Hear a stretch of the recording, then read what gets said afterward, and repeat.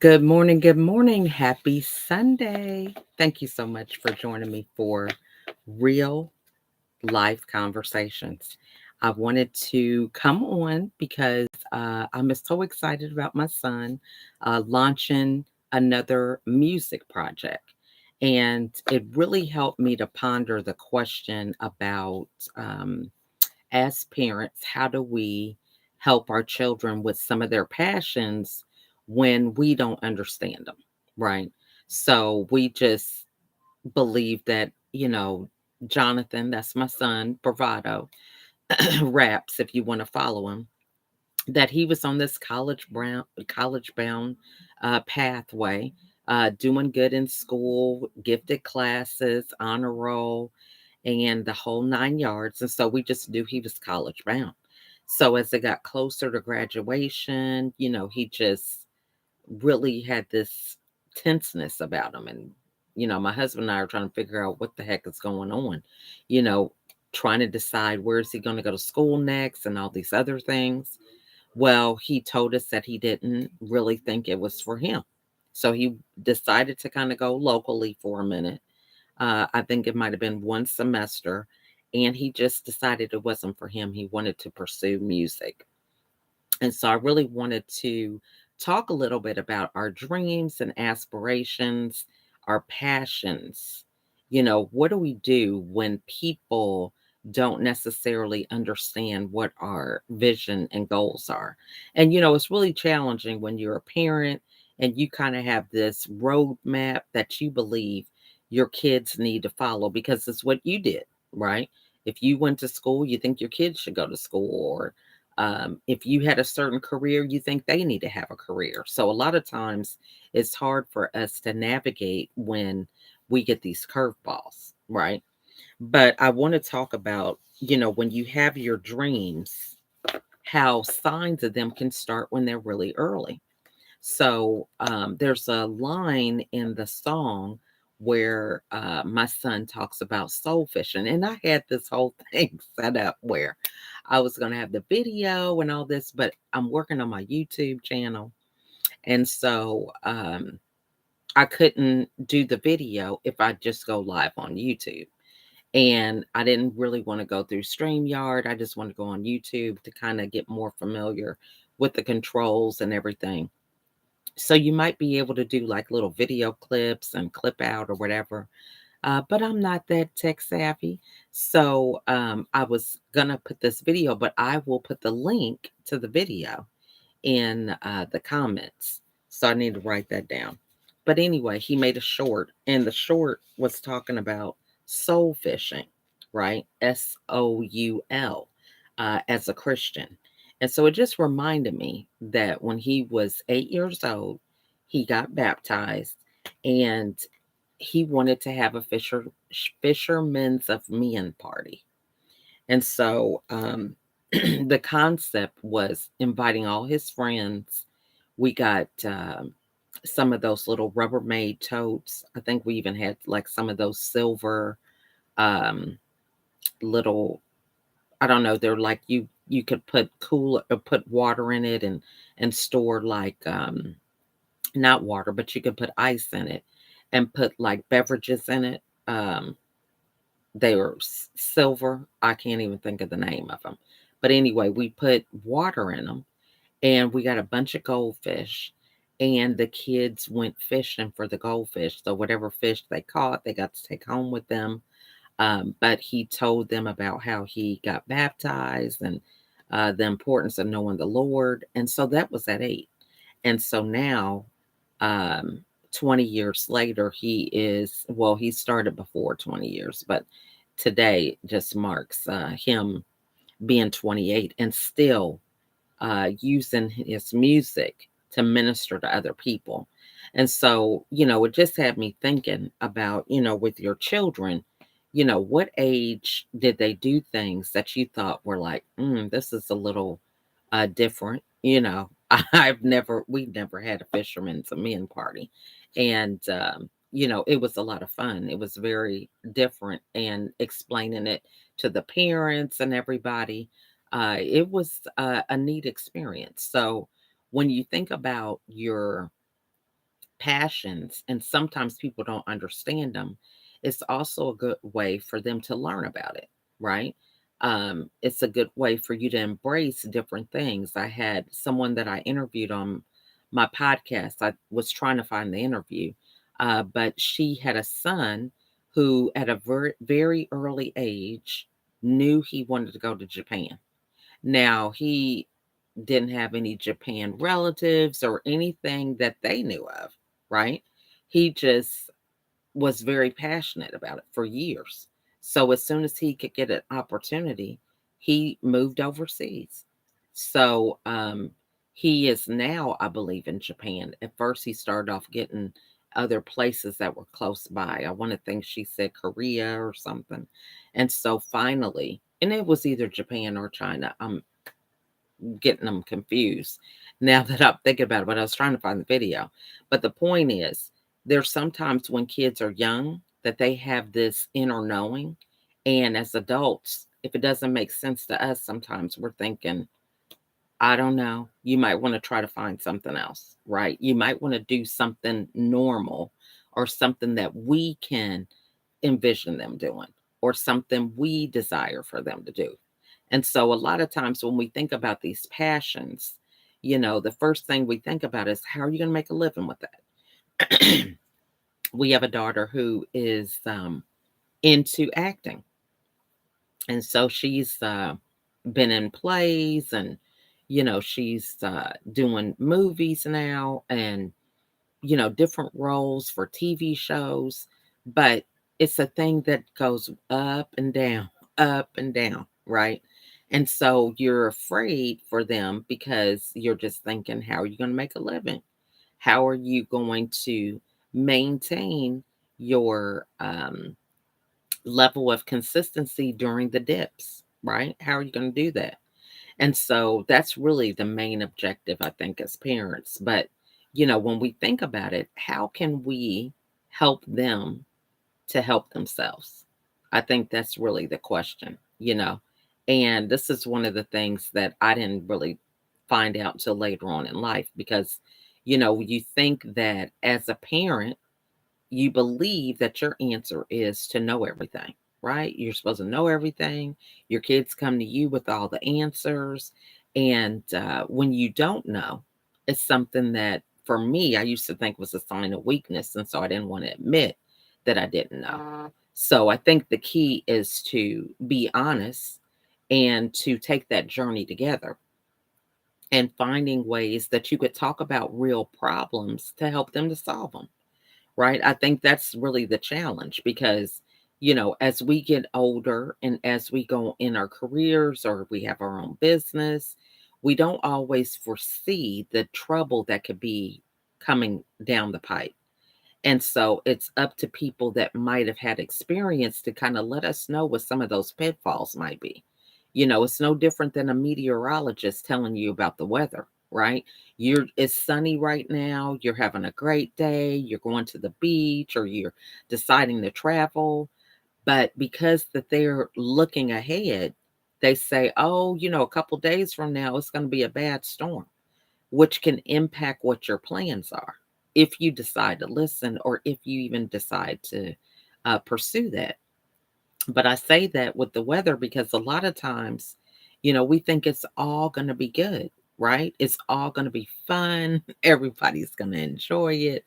We're just going to be out at the beach. Life is good. And we're not prepared for the rainstorms or the hurricanes or any other tornado or natural disaster, right? So it's not that we're dwelling on these things, but it's good for us to be prepared because we could have the right tools, right? It may not stop us, but it could help us modify things, right? So if you know that it's going to be raining on Friday for an event that you planned outside, you can either postpone it or you can have it inside so it can still happen in better conditions rather than saying, I'm just going to forge ahead. It's raining, things get ruined. Okay. Um, all kinds of things could happen, depending on the type of the event. So I use that just to say, as a parent, sometimes we can forecast things that are ahead, But it's not that we're going to stop those things, but how can we help our kids to be more prepared? You can't stop the rain, but you might be better prepared for it with a raincoat, an umbrella, rain boots, right? So, not saying that you're going to stop doing what you're doing, but you're just going to be more prepared.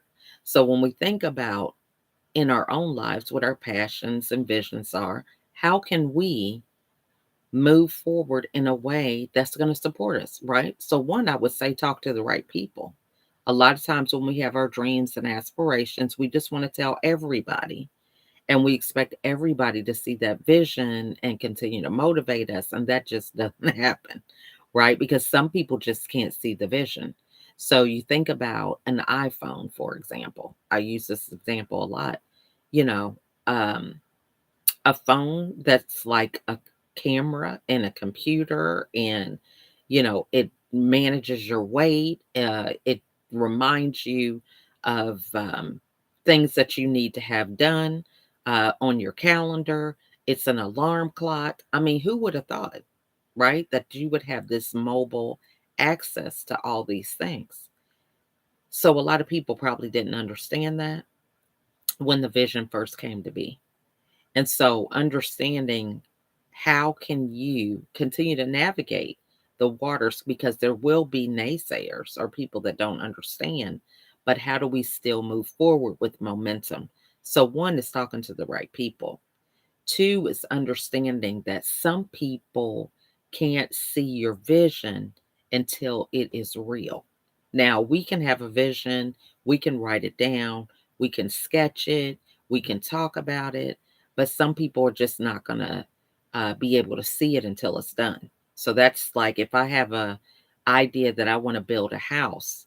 So it doesn't matter if I show somebody the blueprints. It doesn't matter if I go show them where the house is going to be. Doesn't matter if they see it halfway built, right? Or anything. They're not going to see it until it's completed. Till you're inside the house. Everything is there and it's your official address. So that's something to remember, because as you go on your journey with your dreams, people are going to attach to your dreams in different phases. Some people, because they've had a history of seeing you start something and complete it, the fact that you say that you're going to have a house, they believe it at that. Some people, they can't believe it until they see the blueprint. Some people, until it starts being halfway built. So, whatever, you have to kind of gauge the type of people that you're talking to. Um, so, that's another thing. Two, it's just being diligent, right? A lot of times, the things that we dream or envision, they're not visible for everybody, right? It's an idea that we're making real.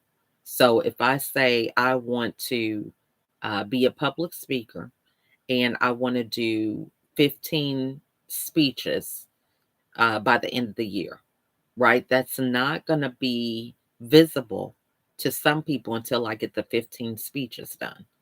But what are some things that I could do in the process? You know, get my signature talk together, um, start telling people what my signature talk is, finding opportunities for me to speak, recording on video, right? You can record your own video, get on different social media apps regarding your signature talk, take a piece of it and share your talk. Um, Collaborating on events, right? So many things that I could get started doing that can make that vision real, that other people can start attaching to. Because a lot of times we say things, but then we don't take action. We say things and we keep doing research and more research, and we never hit play or record. So, thinking about our dreams, it's up to us to be diligent about them and diligent by doing the work.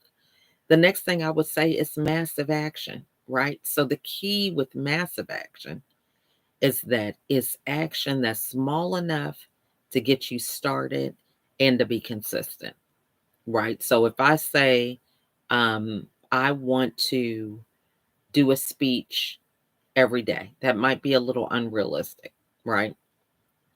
But if I say every day I want to do a YouTube short, right? Or every day I want to post a YouTube short. So what I could do is take some content of something that I already have and I could schedule those shorts, for 7 days in a row. Because I can just take little clips and post each of those clips every day. So I could do it live or I could post the clip, right?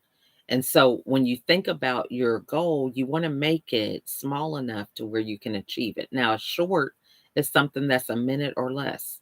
So in the event that I can't do it live, I can have a recorded video that could be a clip of something that I've already done.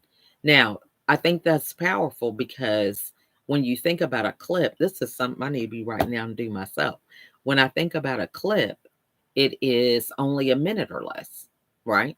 So that's something I could do in my car. That's something that I could do while I'm waiting on my kids in car line. Um, if I'm at the grocery store, at the checkout, right? In line at the bank. Okay, so just all these different things are opportunities.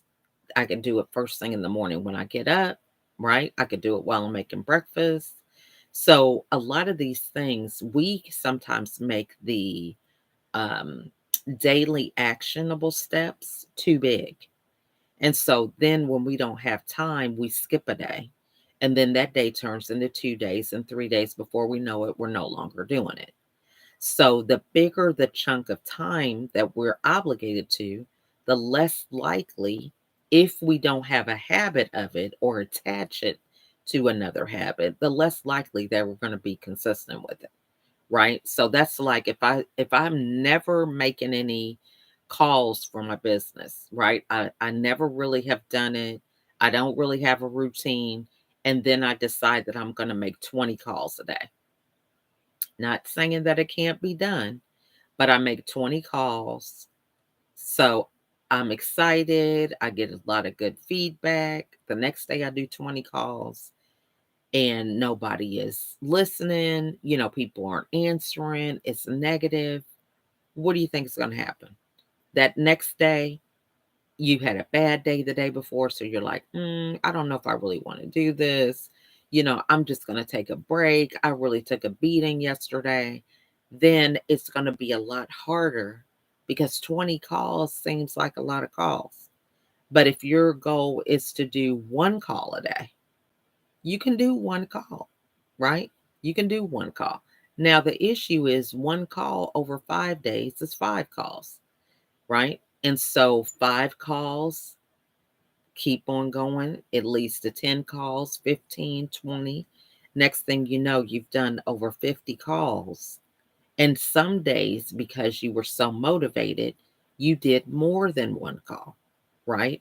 Because over time, as you improve with that one call, you learn how to navigate through the conversation. You learn what to say, what not to say. You learn how to do it quicker so it's not as daunting. You learn how to follow up better, right? All these things you're compounding your knowledge over time. And so you end up doing more than one call over time, or people start referring people to you, right? And so then that's a call. So when you think about massive action, think about doing it so small that you could do it every day, right? Every day you can do it. And usually it's better if it's something that can be done every day underneath 15 minutes, right? So something that's 15 minutes or less that you could do every day. And I think this is really, we're now doing the book Atomic Habits in our book study. And the thing about Atomic Habits is thinking about something that is attached to your goal, right? A behavior. So if I want to be a public speaker, I need to speak. That's something that is going to help me with that goal. So I need to make some goals that are related to speaking. See, a lot of times we just think, oh my gosh, I want to be a speaker. We just think it's just going to morph and happen. And so some of our tasks or goals that we have with that, some of our tasks are not attached to the goal, right? And so we're never moving the needle forward. We're not doing anything. We're like, okay, let me figure out my brand colors. Let me get my website together. All these things are not related to the goal, right, of being a public speaker. It's about speaking, deciding what your signature talk is going to be, maybe doing some video clips, um, getting out there telling people, right, recording things and posting them, right, speaking about speaking. So all these different things are tasks that are in alignment with your goals so that you can improve, right? So if I want to be a speaker, I'm not really doing anything related to speaking. And then someone gets wind that that's what I want to do. And they're like, oh, I have a conference that I'm hosting for the staff of Home Depot, and you mentioned that you want to talk about overcoming depression and how people can have practical tips in their daily routine, to combat negative thoughts, limiting beliefs. I would love to have you talk to our um, staff, right? We've got about 1,000 people. It's going to be in Florida. We'll pay for you to get there and get back. And, what happens? Then you're overwhelmed and it's like, oh my gosh, I don't know if I'm ready. And, you decline because you don't feel like you're ready, right? So you have to always be ready doing the things that are going to help you, right? Practicing so that when you get on a stage, you are just really highlighting what you've already been doing behind the scenes. So I can go on forever, y'all, with a lot of these topics, but I think the main thing is understanding that not everybody is going to understand your dreams and visions, and that's okay. However, it's up to you to bring them to life. So, remembering just as we have to believe in our children sometimes when we don't understand, because it's going to be training ground for us with our own dreams, right? As you get into parenthood or your career or marriage and all the different things that you do, sometimes things happen that you weren't prepared for.